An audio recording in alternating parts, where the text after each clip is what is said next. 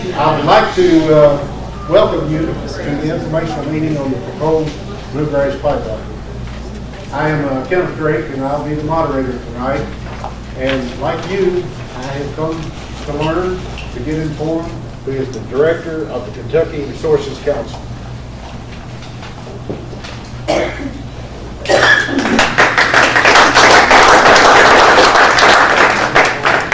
Can everybody hear me?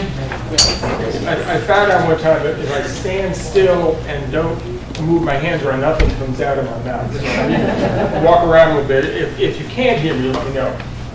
Let me start with full disclosure so you can ignore everything I say after this. I direct a nonprofit environmental advocacy organization called the Kentucky Resources Council. We've been around since 1984. We were the Kentucky Rivers Coalition. Some of you who live in the Howardstown or campground areas might remember that we helped fight for dams that the Corps of Engineers was attempting to build back in those days, as well as Red River and some others. The Resources Council is a legal and technical assistance project. We don't charge for what we do. We don't take fee-generating cases. We work with landowners, communities, individuals on a whole range of issues: air, wastewater, mining, land use changes, and in this case, this is the second pipeline I've dealt with in recent years. The first was the entirely unnecessary Kentucky American water pipeline that went to the new plant that they built on the Kentucky River that they don't need, and they're now raising the rates because people aren't using enough of their water.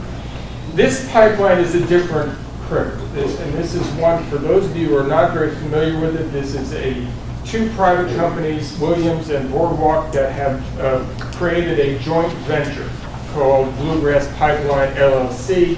What they're proposing to do is to create a pipeline that will run from the Utica Shale and Marcellus Shale plays in Ohio and in Pennsylvania, and will take the natural gas liquids, which are part of the produced natural gas that's coming out of these shale formations. The methane is stripped out, and sometimes some of the ethane is stripped out and goes into a pipeline that's regulated under the Natural Gas Act. The natural gas liquids, which are different hydrocarbon fractions of petroleum, they include propane, butane, isobutane, and pentane, which is in part called natural gasoline. They are stripped out and are sold as feedstocks for various industries and various products. But this pipeline, if constructed, would run some 500 new miles from the Utica and the Marcellus plays through Kentucky, coming in northern Kentucky, and then coming down and ultimately tying into the Hardinsburg, Texas natural gas transmission line, which they are proposing to abandon and repurpose. So rather than bringing natural gas from the Gulf, they are proposing to use it to send natural gas liquids under pressure to the Gulf, where they're going to build a plant to strip out these various fractions and then sell them either to a domestic market in that region or most likely for export. The reason you're hearing more about natural gas liquids in recent years, it's not something that everybody routinely reads about unless the pipeline or a plant that is in processing and explodes. The natural gas liquids are a very profitable component right now of natural gas that's being produced from the Marcellus Shale. You may have heard about hydrofracking or fracking, which is in combination with horizontal well drilling, has really resulted in a natural gas boom that has driven the price of natural gas down to record lows. These liquids are being sought after right now because there's a glut of natural gas, so-called dry gas, and the wet gas gives some additional value to these companies that are producing it.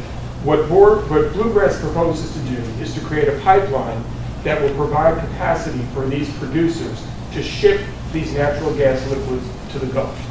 And they're proposing to build that pipeline and then to seek approval from the Federal Energy Regulatory Commission for a set of rates, or so-called tariffs, that they would charge people who want to reserve capacity to ship their product through the pipeline to the Gulf. So that's kind of the overall picture. Are there any questions folks have about that component of it? Because then I want to talk about the effects that it may have on the local community and on individual landowners.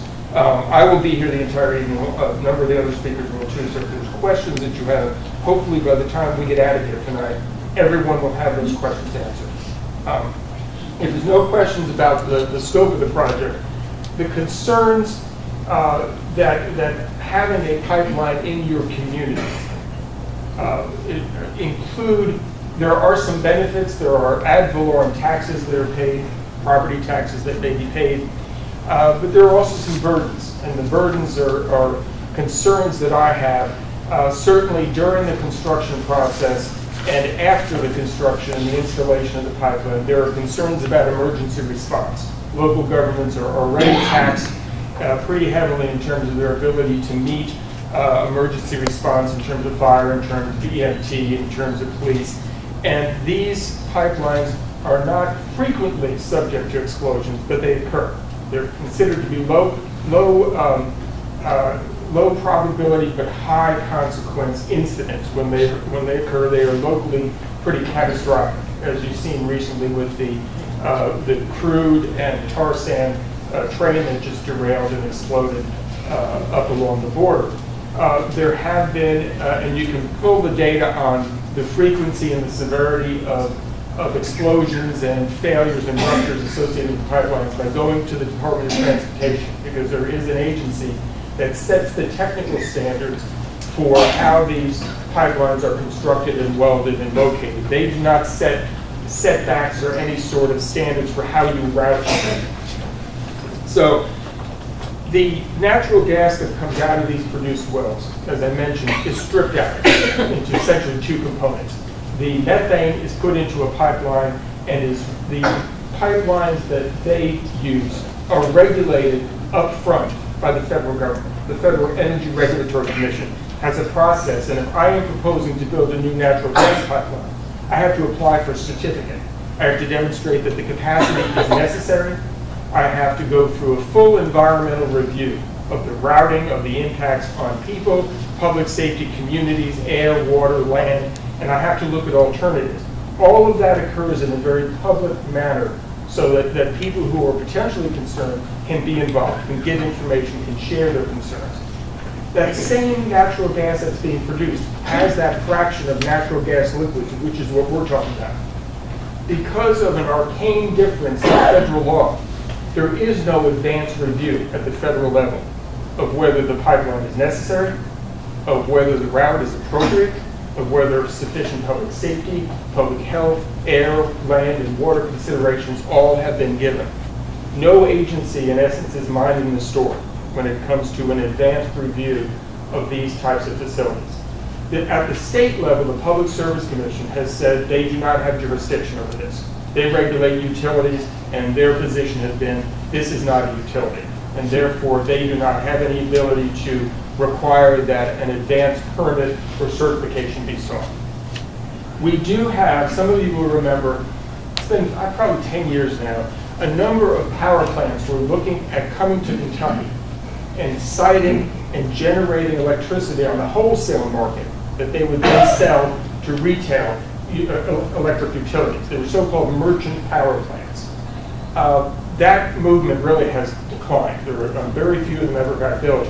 But the state legislature, recognizing that there was a gap, created an electric transmission and generation siting board. So now if I have any sort of a power plant that I want to build and I'm going to sell power to the utilities, I have to get a certificate, I have to go through site assessment, I have to go through a very public process of demonstrating that I've identified and mitigated any harms that could occur. If I run a carbon dioxide pipeline, which is, there was a company that wanted to get, to buy carbon dioxide from this new generation of power plants that at one point were going to be built, and they wanted to take that carbon dioxide to the Gulf and use it to help in oil recovery from oil fields. So we modified that statute. General Assembly changed the statute a couple of years ago, so that carbon dioxide pipelines have to go through a review process. There is no review process for natural gas liquids pipelines at the state level or the federal level. So the concerns that you may have regarding the impact on wetlands, impact on streams, impacts on community facilities, impacts on homes in terms of setbacks, none of that is required to be considered by this company. The only agencies that will have any say-so right now on the impacts of the proposed pipeline will be the State Division of Water, which has to issue permits for any runoff associated with the pipeline construction and associated with any facilities that are built to support the pipeline, and the U.S. Army Corps of Engineers, which has two laws, the Rivers and Harbors Act, which deals with navigation, and the Clean Water Act, Section 404, which is the permits for placing dredged or fill material into a water body. And so there'll be a lot of stream crossings and probably some wetland crossings, and each one of those will require some level of review by the Corps of Engineers. So that's kind of the big picture in terms of regulations. What that means is that a lot of the protections that you would hope would be in place to make sure that this project is done right and done in a way that minimizes impacts on people, on natural resources, on the environment, on farmland, it's not there. And one of the things that I have to do is develop some recommendations for what should be done. And I'll tell you my recommendation is fairly straightforward. There is a special session of the General Assembly that has already been called for August. It is to deal with redistricting. And it is a very easy fix to take the existing merchant plant siting board statute and modify it to require that anybody proposing a natural gas liquids pipeline or any other pipeline that is not regulated at the federal level in terms of its impacts and in terms of siting, that they have to come and get a certificate before they construct in the Commonwealth of Kentucky. Then we could have a forum in which to address public safety in order to address the needs of local communities that are going to be hosting a pipeline, the needs of individual landowners in terms of making sure that someone is minding the store and making sure that this is being done properly. So that's my first recommendation, and I'm going to be communicating that to the General Assembly. We have a couple of members here, and we have representatives of some other members who have taken the time to be here tonight, and I'd like to recognize them and thank them for being here. But that's the first recommendation, and I would encourage you all to contact the governor's office if you are concerned with that lack of review and that lack of assurance that somebody is going to look at the big picture and make sure that this is being done right, that you call the governor's office and encourage them to add this to the call, because the General Assembly can't take it up unless the governor adds it to his special session call. The other thing I wanted to address is some specific landowner issues.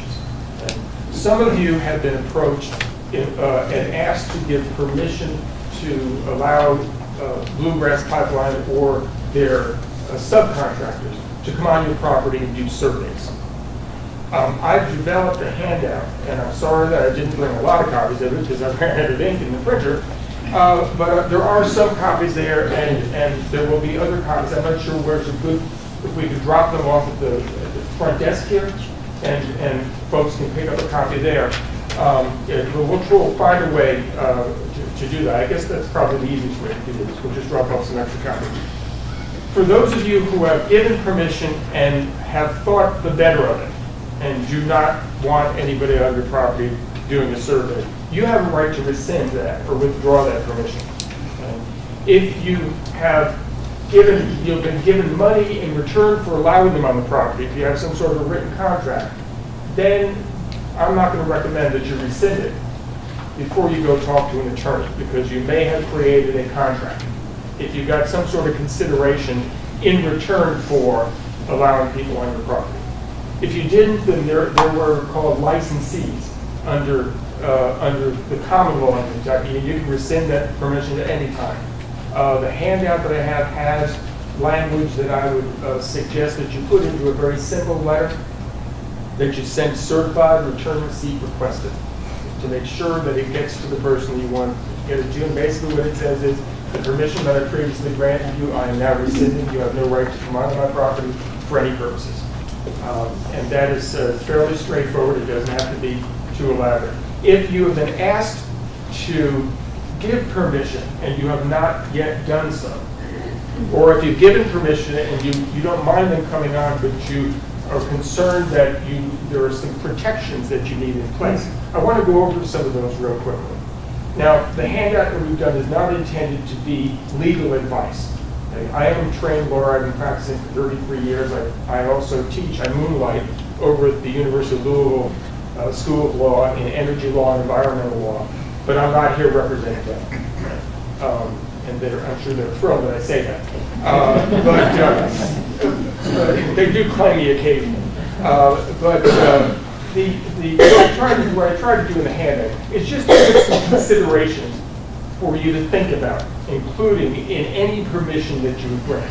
Now, if you don't want you don't want the pipeline on your property, my suggestion would be don't grant permission to do the survey, because there's only one reason that they want to do a survey: to see whether your property is appropriate for the pipeline, and to see within that where your property is the most convenient for them to do the pipeline. Because every foot of this costs additional money. Some of the considerations you might want to think about if you are wanting to grant permission to survey, one of them is a requirement that they provide you some notice. We've had complaints from folks that say, I had no notice. They just came out of the property and started staking it, and I would have liked to have been there. You can put any of that into your permission, saying, I want to be notified X days in advance. I want you to follow up and tell me 2 days or 1 day before you come on the property. I don't want anybody there unless I or my representative are on the property at the time. You can, what I would recommend anytime you have anybody coming on the property, whether it's somebody who's coming to take a tree down or somebody who's coming to do a survey, is you ask for proof of insurance. Do they have casualty and property insurance? Now, the little permission slip that they gave out says, we will pay for any damages. Well, that's great. Who's the we? Okay, is Bluegrass going to pay for this? Is the contractor going to pay for this? And whoever did the work, are they going to have the assets to pay for any damages? Let's say they get on your property and they do something that causes damage to your neighbor. I'd recommend you have a clause in there that they indemnify you. So if they go in and they screw up your property and it causes damage to neighboring property, that they pay for that damage and don't get you stuck in the middle. So getting an indemnification language is, I think, important. Asking that they post a performance bond. That's a possibility that's there if they don't do what they say they're going to do. Right? Sometimes insurance policies have extremely large deductibles, and having a performance bond assures that there's money there to take care of any gap that might exist. The next is the duration and the frequency of the permission. The permission slip that they have developed is open-ended. It allows them and any of their representatives onto your property forever. And my suggestion is you limit in terms of the duration, in terms of the amount of times that somebody can be on your property, so that you have some better control over folks that are coming on, because what they're talking about is any type of survey, from bats to archaeological resources to cultural resources, historic properties, to geotechnical boring. So we're actually talking about intrusive surveys where they may come in and do some geotechnical drilling into property in order to take soil samples in order to identify the depth to bedrock, or for whatever reasons. So the duration and frequency. You should, I would put a clause in there that would terminate the permission if they violate any of the conditions. We've already had one situation where they promised that they would provide notice, and they didn't. The homeowner came back to their land and found they'd already been there, and the place had all these markings and things, and they were pretty furious about it. And they had good reason to be. So a provision that the permission would be withdrawn if there's any violation of any of these conditions. You might want to ask for a copy of any of the information that's developed, any of the reports, any of the survey information. There's one landowner who granted permission in another county and then withdrew that permission, rescinded that permission, which is a fancy way of saying they withdrew it. And they asked for the information that had been collected on their property, and they were told no, that this is proprietary information, we're not going to give it out. So I think you have you should put in any permission that you want a copy, and they will absolutely provide you within a time certain, 7 days of when they collect the data, and any reports that are developed. You might want to include language that says this permission is not a grant of an easement.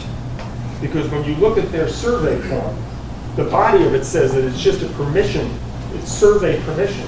But at the bottom right-hand corner, it says easement. An easement is a different right. It is a much more durable right, and it's one that's much more serious. And if all you were doing is giving permission to do some surveying, you should not be giving away an easement to do that. You're just giving permission that can be rescinded. Easements, unless they are limited by their term, are perpetual. The last thing in terms of the big issues is there's language in there that says that permission allows them to come on the property to do surveys, including but not limited to. I always hate that including but not limited to language because it's much too open-ended. If they're going to do surveys for cultural resources, for archaeological resources, for endangered species, just list what the things that you're allowing them on the property to do, so there's no question later if they come in and start doing test blasts or they start doing, some more intrusive sampling that you don't want done. So my recommendation would be that you very specifically list the things that are permissible and things that are not. So that's the survey permission. I don't know that they've actually started trying to get easements for the installation of pipeline from folks. Has anyone been approached to actually give an easement? That is another point. Before you make a decision on granting an easement or saying I do not want to grant an easement, I would consult a lawyer. This is a serious matter, and the easement language that you're going to be given has been drafted by a company that wants access to your property for installation of the pipeline at the lowest cost and with the fewest restrictions. Your interests as a landowner are not the same. Your interests are that you clearly define what's being given and what is not being given. For example, if you have an easement with the traditional language that I've seen, I've just recently finished negotiations where Marathon Pipeline was redoing, replacing their pipeline from Brandenburg up to Ashland. And it took a significant amount of time. I was representing a couple landowners in Nicholasville to negotiate language that we were comfortable with, because what they gave in terms of their easement language was extremely broad. And what these landowners wanted, they didn't want them on it at all. So they settled with them for a very narrowly defined easement. Both the permanent easement and any construction easement, how they would get into the property and get out of the property, when they'd be able to be there, what sort of advance notice they provide, whether it was just for one pipeline or whether they would have the right to install multiple pipelines. All of that is negotiable. Every single part of the relationship between you, this company, and the contractors is negotiable. And if you make a determination that you want to allow this, then you really need to spend time carefully thinking about how you want to put boundaries on that relationship. Now, we'll be doing a separate handout on some considerations that you might want to think about in terms of easements. Why is it a big deal? It's a big deal as far as if I were a landowner in Nelson County and I've been approached with someone possibly wanting to put a natural gas liquids pipeline across my property. It's a big deal for a couple of reasons. One, there is a concern with catastrophic leaks or failures of the line. It happens. It's not very common, but it happens. We had folks up in Idle, Kentucky, up in eastern Kentucky, who had a very severe local consequences when a natural gas liquid pipeline exploded. It ruptured and exploded. You can look that up, on the DOT's website and give you all the details about it. More a concern to me, if I were a landowner, particularly a landowner who is using groundwater for any beneficial purpose, whether it be for irrigation or for drinking water, is there is a significant potential for leaks to occur. Parachute Creek, Colorado is the one that really caught my attention. There is a natural gas liquids pipeline that Williams owns as one of the joint ventures in this project, and according to their report, they're still looking at the specific cause, but they think it was a failed pressure gauge that had been leaking in a buried pipeline, as this will be a buried pipeline.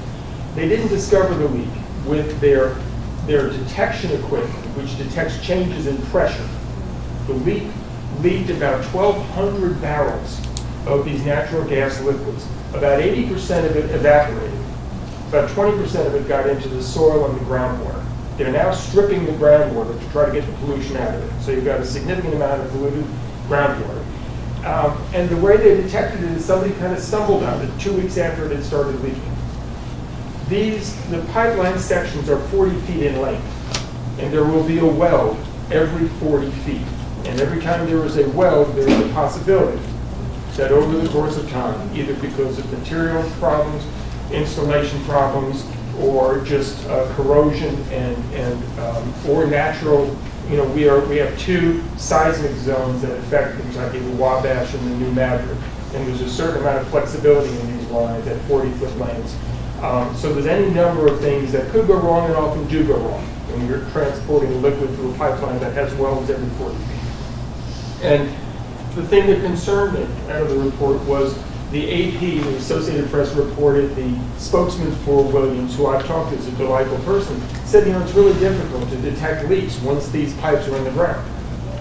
And this was a pretty good, I thought that was pretty candid.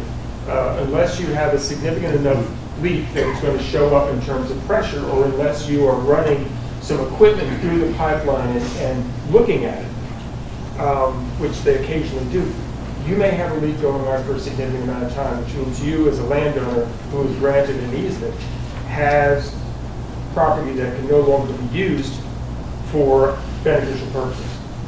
It may interfere with water supply, it may interfere with the ability to use the land for agriculture. And so there are a number of considerations, that there are benefits, obviously, that they're going to be paying for the easements that they're trying to acquire. But, and it's an individual's decision, and I'm not going to presume to tell you how to make that decision. What my function is here is to try to make sure that you make that decision with your eyes open, that you look at all the upsides and the downsides, and you balance that, and that if you are going to negotiate a contract with a company to allow easement across your property, that you seek the advice of people who are trained in drafting those kind of documents, rather than just accepting a document that has been drafted by a company who is going to make it as broad and as minimal in terms of their responsibilities as they can, because that's their job. So with that, I think I've covered the stuff I was asked to cover. There are questions that you all have, and we can, we'll do some now, and I guess we can do some later. Yeah. I have a kind of a general question. You said that they're going to be repurposing some existing lines. Are any of those repurposed lines going through Nelson County? No. How old are they? Are these lines, have they been abandoned for a while and are now being repurposed? There's certain comfort level in new equipment and Sure. new welds, but you have existing lines that are who knows how old. And that's a really good point. It's a There's concern. a couple of really good points in there. One of them is when you're looking at the pipeline accidents that have occurred, one thing to bear in mind is that the older the lines are, the longer they've been in play, the more likely they are to be prone to failure, and the less oversight there probably was. Okay? Newer lines the standards have improved over time. Unfortunately, the agency that is responsible for the technical standards being implemented, they don't require a permit before you go out and do the work. They spot check the work. But they have, I don't know if it's not even a dozen people covering all of the southeast. So the idea that someone's going to be there watching each weld is just not going to happen.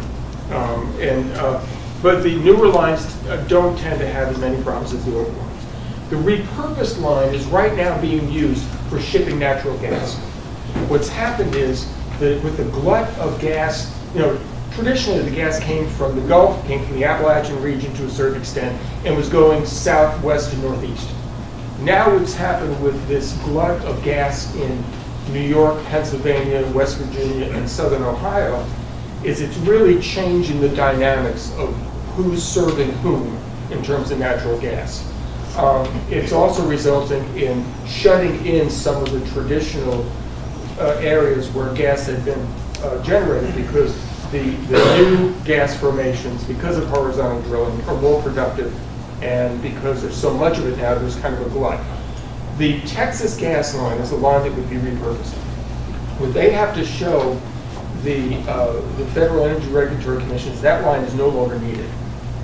Once they do that, then they'll be able to abandon it. They'll have to refurbish it in some cases because shipping natural gas north and shipping natural gas liquid south, they're different considerations, right? Different pressure. They may have to install or upgrade compressor stations. There's at least one city that has said they don't want this line coming through the city, so they're going to have to route some new line around, I think it's Memphis, I may be wrong on that. But there will be a process for scrutinizing that, and they'll have to show that they'll accept the pressure that they're proposing. Now they're proposing 200,000 barrels a day initially, but then they're proposing to repressure it in the second phase to I think 400,000. So that's the capacity. What they'd have to do once it's constructed is they would have to test it at higher than that capacity to show that on a sustained basis it could handle that. So FERC will be reviewing, and there's actually opened a case already, and if you want to look at the case, you go to the Federal Energy Regulatory Commission's website. I warn you, it is not the most user-friendly website in the world, but there is a case that has been filed by Texas Gas asking to abandon that, and there will be a hearing after an investigation, and there will be different parties intervening, because one of the issues is the parties that are currently being served by that line may not be happy to lose their access to natural gas. So that's the question. Are there customers who would be stranded, or how are they going to meet their needs and show that this line can be converted to no longer needed? Other questions? Oh, it's the electric transmission and generation siting board. It was set up to deal with those pipelines and transmission lines and power plants that are not regulated by the Public Service Commission. So we asked him to add that to the call. Asked him to add the issue of reviewing the siting of natural gas liquid pipelines. And it's something that I think, I think that it's a fairly straightforward fix. And I think what's going to make it happen is that folks in all these different counties are calling the governor's office saying, hey, we want something done.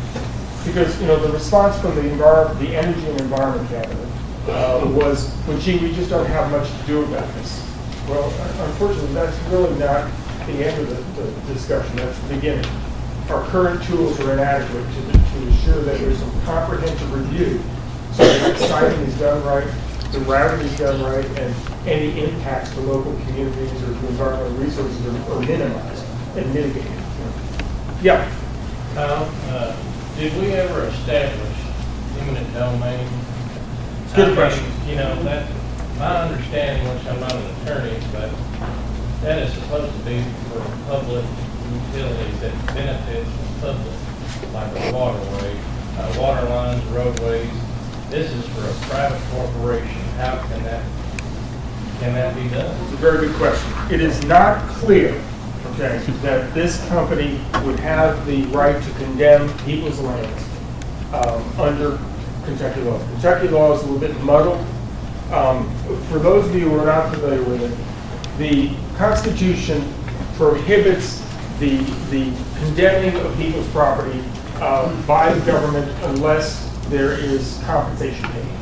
And there are two sections of the Kentucky Constitution that constrain the ability of the General Assembly to give people the power to condemn other people's property. Kentucky is a pretty strict state, and it's a good thing that they're a strict state. Some of you may remember the Kelo case out of New Haven, Connecticut, where the U.S. Supreme Court said it's okay under the federal Constitution for New Haven to condemn perfectly decent middle-class houses in order to give the property to a developer to make a shopping mall, because that's going to benefit the community as a public purpose. We require public use, okay? And that's why the Denbury pipeline bill that was passed a couple of years ago is unconstitutional. It's not even where the paper is written on, because it allows a private company to condemn people's lands for a private pipeline. This pipeline is going to transport hydrocarbons in what is called a common carrier way. At least that's what they said they're going to do. What that means is, rather than buying the product themselves and using their own pipeline, they're going to open that pipeline up to any producer and are going to allow that producer to purchase capacity on a non-discriminatory basis to move their product to the Gulf.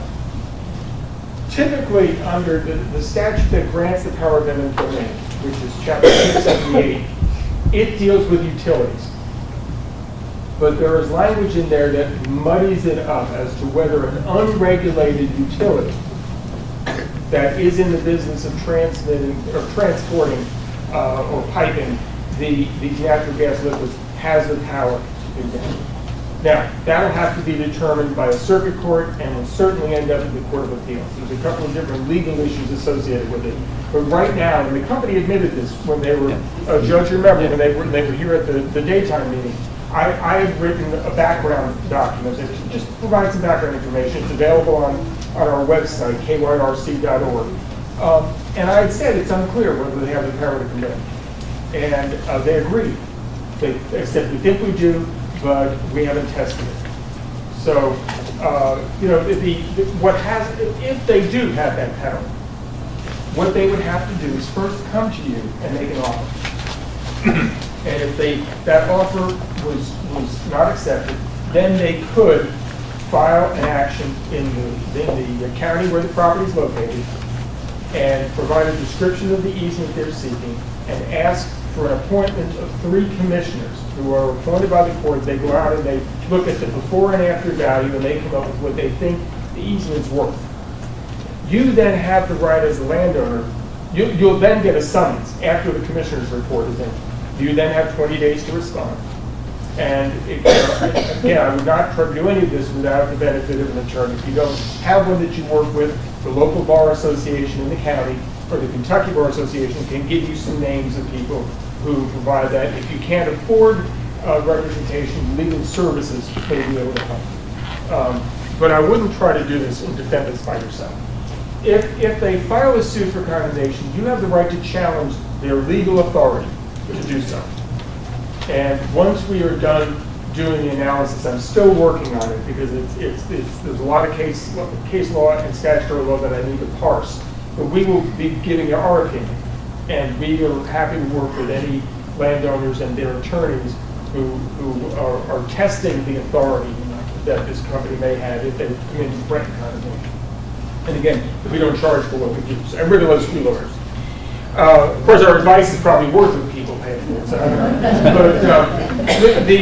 but what happens then is you have the right to challenge it, and we've done this in a couple of different cases. The court will enter what's called an interlocutory judgment, saying you don't have the right to get out of court, or they do have the right. You then can file an exception to the commissioner's award and go to a jury on the value of the property. Now, typically, the value of the property before and after the easement is what you're looking at. And it's not necessarily just the value of the property right now, because it may be agricultural land. You're looking at the highest and best use.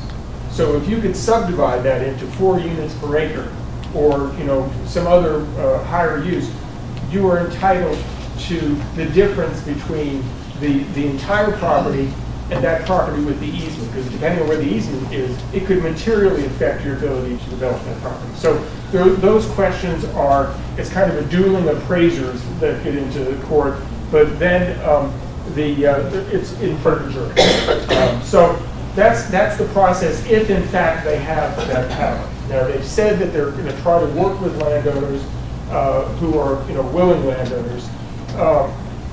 And we certainly hope they would. And they said they're going to try to route their line near where there are existing easements.